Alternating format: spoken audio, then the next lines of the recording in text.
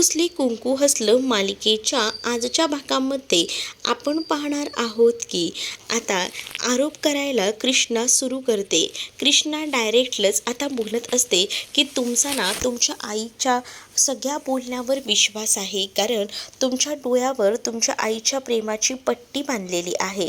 पण दुष्यंत सरकार, तुम्हाला तुमच्या आईचा खरा चेहरा आता समजेलच, तेव्हा तुम्ही तुमचा निर्णय घ्यालच. मग आता दुष्यंतही म्हणत असतो की एवढे कसले पुरावे आहेत तुझ्याकडे? जर पुरावे दिलेस तरच मी तुझ्यावर विश्वास ठेवणार आहे, अन्यथा मी तुला सांगितलंच आहे की आपलं नातं या आपल्या नात्याचा शेवट असेल. लक्षात आहे ना तुला ही गोष्ट? त्यावर मात्र आता दुष्यंतला कृष्णा सांगत असते की सगळ्या गोष्टी माझ्या लक्षात आहेत, माझ्याकडे पुरावे आहे आणि पुराव्यांशिवाय ना मी काहीच बोलत नाही. मी आता सादर करणारच आहे तुमच्यासमोर हे पुरावे. इतके दिवस मला हे सगळं आणायचं होतं सत्य, पण माझ्याकडे पुरावे नव्हते आणि तुम्हाला पुराव्यांवर विश्वास आहे हे बी मला माहिती आहे. आणि म्हणूनच मी विचार केला की जेव्हा माझ्या हातात व्यवस्थित पुरावे असतील तेव्हाच मी तुमच्यासमोर बोलायला येईन. आणि आता माझ्या हातात आहे ना या सगळ्याचे पुरावे आहेत आणि म्हणूनच मी ठरवले की तुमच्यासमोर तुमच्या आईचं खरं रूप आणायचं. कारण तुमच्यासमोर जी तुमची आई वावरते ना ती मुळात तुमची आई नाहीच आहे.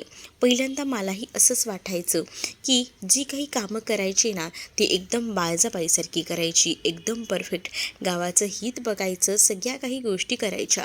पण नंतर जेव्हा मी हळूहळू या सगळ्यात शिरले तेव्हा मला या घरात आल्यानंतर या बाळजाचा खरा चेहरा कळला. आणि मग आता मला जर बाळजाचा खरा चेहरा कळत असेल तर मी या सगळ्याला पाठिंबा का देऊ? आणि म्हणूनच मी ह्या सगळ्याबद्दलचे पुरावे शोधून काढत होते. मग आता बाळजा म्हणत असते की पुरे कर ग, तुझी नाटकं पुरे कर. असं बाळजा म्हटल्याबरोबर आता मात्र इकडे कृष्णाचा आवाज वाढतो. कृष्णा म्हणत असते की तुम्ही शांतच बसा. तुमची जी काही नाटकं आहेत ना ती नाही कळत असं मला वाटतंय का? सगळ्या गोष्टी ना मला बरोबर कळतात, असंही आता ती म्हणत असते. त्याच वेळेला आता तिचा आवाज वाढलेला असतो आणि ही गोष्ट दुष्यंतच्या लक्षात येते. दुष्यंत म्हणत असतो की हळू हळू बोल, माझ्या आईशी बोलते. मग आता कृष्णाने एक एक पुरावे दाखवायला सुरुवात केलेली असते. तिच्याजवळ जे पुरावे असतात ते ती आता सादर करत असते. पहिल्यांदाच गारुडा येतो, जो गारुड्या आधीच बोलवून ठेवलेला असतो कृष्णाने. पण सगळ्यात आधी तर त्याला अपॉइंट केलेलं असतं ते म्हणजे बाळजानंच. आता कृष्णा जेव्हा त्याला समोर बोलवते तेव्हा दुष्यंतला विचारते की तुम्ही ह्याला ओळखता का? दुष्यंत हो असं म्हणतो. त्यावर कृष्णा आता त्या गारुडाला सांगते की तुम्हाला नेमकं काय काय माहिती आहे आणि तुम्हाला हे सगळं करायला कोणी सांगितलंय सुद्धा जरा आमच्या दुष्यंत सरकारांना सांगा, म्हणजे कसं बरं पडेल ना. असंही आता कृष्णा बोलत असते. कृष्णा जेव्हा हे सगळं काही बोलते तेव्हा तो गारुडा बोलायला सुरुवात करतो. तो म्हणत असतो की खरं तर ना या सगळ्या गोष्टी ज्या आहेत त्या मला करायला बाळजाबाईनं सांगितल्या होत्या.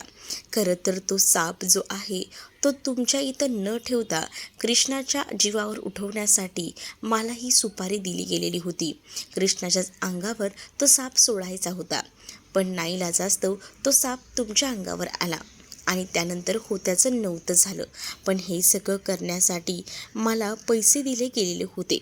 मला सांगितलेलं होतं की हे सगळं अशा पद्धतीने करायचं.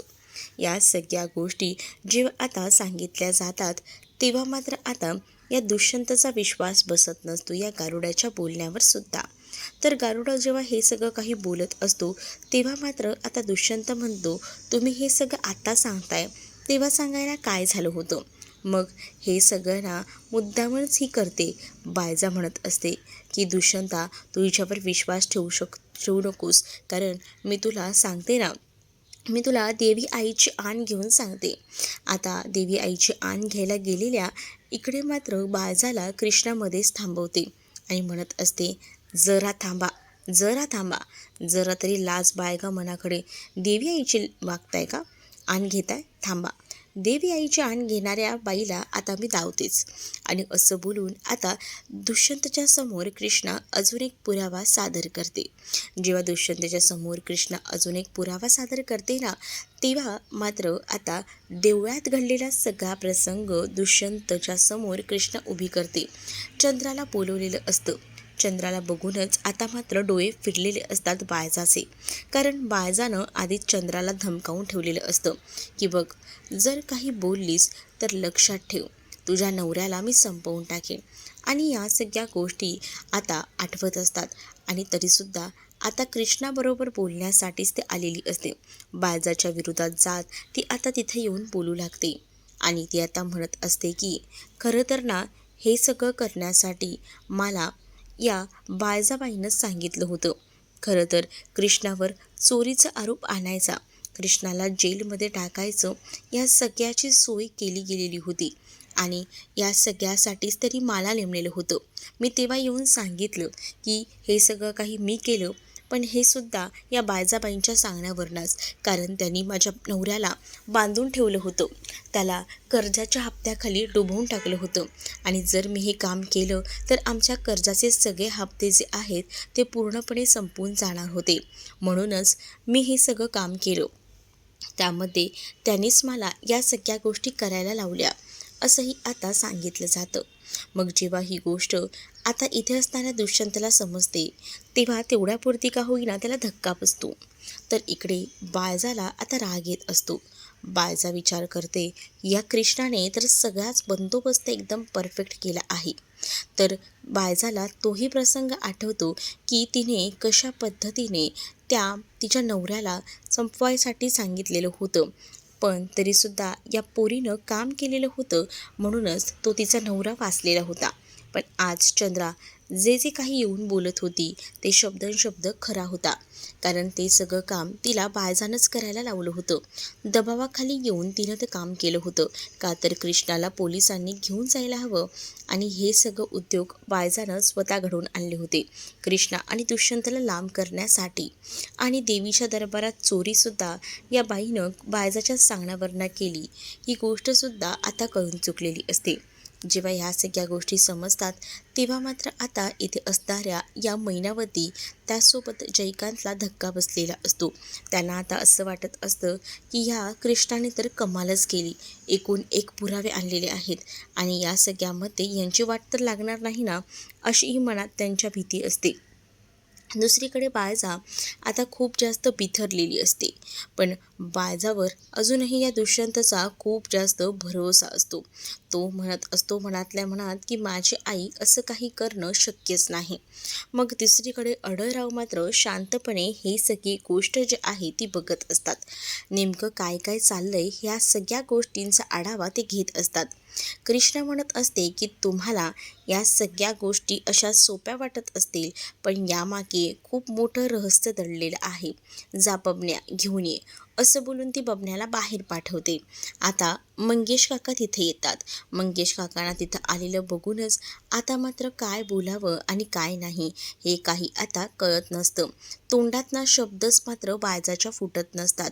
तेव्हा तिथे मंगेश काका येतात ना, तेव्हा मात्र आता त्यांना विचारलं जातं, सांगा सांगा बरं आता, तुम्हाला माझ्याबद्दल काय काय वाटतं आणि तुम्हीच मला त्या जमिनीत काढून ठेवलं होतं का, बोला ना. मग आता ते सांगतात की सॉरी टू से, पण मी हे सगळं काही केलेलं नव्हतं. पण हे सगळं करून मला काय भेटणार होतं. मी माझ्या कृष्णाला लहानपणापासून माझ्या खांद्यावर वाढवलं आहे. पण मी जेव्हा इथे येऊन ज्या काही गोष्टी सांगितल्या त्या फक्त आणि फक्त या बाळजांसाठी. त्यांनी मला हे सगळं सांगितलं करायला, नाहीतर माझ्या घरावर जप्ती आणणार असं म्हटल्या. म्हणूनच मग मी त्यांचं ऐकलं आणि म्हणून मी इथे सांगायला आलो की हे सगळं काही मी केलं आहे. ही गोष्ट जेव्हा आता मंगेश काका बोलून दाखवतात ना, तेव्हा मात्र बाळजाच्या चेहऱ्यावरचे रंगच उडालेले असतात. मग आता बाळजा बोलायचं म्हणून बोलत असते, कारण तिला दुष्यंतच्या समोर ग्रेड बनायचं असतं. मग ती आता म्हणत असते की जरा पण लाज वाटत नाही आहे का, कशी माणसं आहात हो तुम्ही, सगळीजण एकत्र खोटं बोलतायत. दुष्यंतही आता बघत बसतो. मंगेश काकांना म्हणत असतो की तुम्ही हे सगळं केलं नाही, मग केलं तरी कोणी, मग कृष्णा म्हणते की थांबा ना, तुम्हाला तेही समजेल की हे सगळं कोणी केलं ते. मग आता कृष्णाने त्या माणसाला सुद्धा बोलवलेलं असतं, जो घाऱ्या डोळ्याचा असतो, जो बाळजाचा माणूस असतो. मग इथे बाळजा जी आहे ती मात्र आता म्हणत असते की पुरे कर गं, पुरे कर तुझी नाटकं. ही सगळी नाटकं करून तुला काय दाखवायचं आहे? दुष्यंतच्या नजरेतून मला पाडू पाहतेस का? पण लक्षात ठेव, दुष्यंतच्या नजरेतून तू मला पाडू शकत नाहीस, काही झालं ना तरीसुद्धा. कारण दुष्यंत जो आहे ना, तो बरोबर आहे. तो माझ्या बाबतीत योग्य तो निर्णय घेईलच. आणि तू कोण आहेस ग या माणसांना बोलवणारी? 4 पैसे देऊन या सगळ्यांना आता बोलवलं असेल माझ्या विरोधात बोलायला. त्यावर आता कृष्णा म्हणत असते, 4 पैसे द्यायला माझ्याजवळ पैसे तर असायला हवेत, की मी ह्यांना पैसे देऊन काम करायला सांगणार आहे, माझ्याबद्दल येऊन तुमच्या विरोधात बोलायला सांगणार आहे. दुष्यंत सरकार, तुम्हाला तरी ही गोष्ट पटते का? सांगा ना, मी असं का करीन? असंही कृष्णा आता बोलत असते. कृष्णा जेव्हा हे सगळं काही बोलते तेव्हा दुष्यंत तर ऐकतच राहतो. दुष्यंत आता कृष्णाकडे बघत असतो आणि कृष्णाला म्हणत असतो की तुझं काय चाललं आहे? तेवढ्यातच ना कृष्णाने बबण्याला सांगून त्या घाऱ्याला सुद्धा बोलवलेलं असतं. तो घाऱ्या जेव्हा तिथे येतो तेव्हा आता बाळजा त्याच्याकडे रागातच पाहत असते, कारण तो बाळजाचा माणूस असतो. पण कृष्णानं आता त्याला आपल्या बाजूनं वळवून घेतलेलं असतं. त्याच वेळेला तो तिथे येतो आणि म्हणू लागतो की हे बघा, या सगळ्यामध्ये ना मी एकच तुम्हाला सांगतोय की मी हे सगळं जे काही केलं, कृष्णाला पुरून ठेवायचं काम, ते बाळजाबाईच्या सांगण्यावरनं केलं. खरं तर बाळजाबाईनंच मला हे सगळं काही सांगितलं होतं. 31च्या दिवशी पार्टी होती आणि त्याच दिवशी मला कृष्णाला उचलून न्यायला सांगितलं आणि मीच तिला जमिनीत जाऊन गाडलं.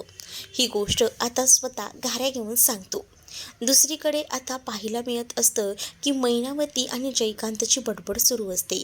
मैनावती जयकांतला सांगत असते की या बाळजाचे तर सगळेच खायचे आणि दाखवायचे दात बाहेर पडलेत.